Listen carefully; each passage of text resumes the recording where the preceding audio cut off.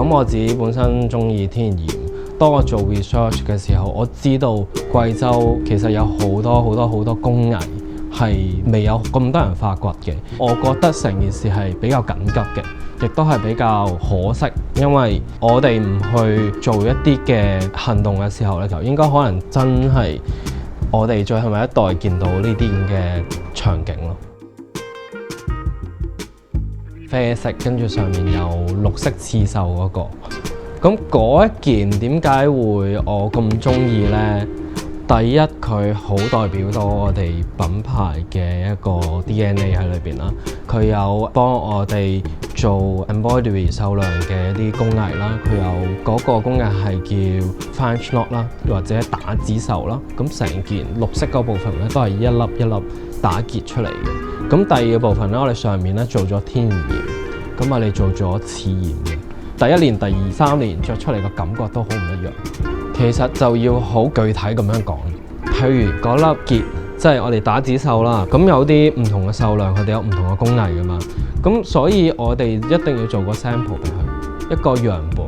我哋繡咗個我哋覺得 OK 嘅，就要跟呢一個嘅感覺去做。咁所以我哋好想喺個品牌入邊將佢哋去推去唔同嘅市場。我諗等個市場決定佢哋即係會唔會好可以 keep 到呢個工藝。佢哋嘅設計美學係非常繁複嘅，係好多顏色、好多繡花。透過不斷咁分享，要等佢哋有個概念，我哋做衫嘅過程係有幾繁複。咁我諗佢哋先會有個耐性喺度咯。我哋啲客、我哋啲朋友其實都好願意去等呢件衫。即係可能半年甚至乎7個月、8個月，佢都好願意去等咯。我哋做嘅只不過係簡化，抽一個重點出嚟再放大，其實就已經係好當代啦成件事。嚟緊我哋嘅目標其實好想首先我要有個好穩定嘅供應鏈先。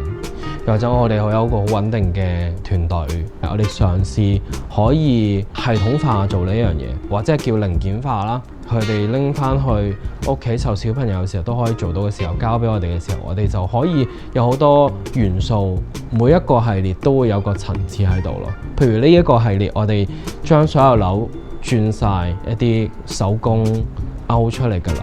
咁呢個又加強咗我哋品牌嘅 DNA， 嘗試令到我哋啲衫再多啲人哋難啲可以模仿或者係直接拎到嘅一啲技術咯。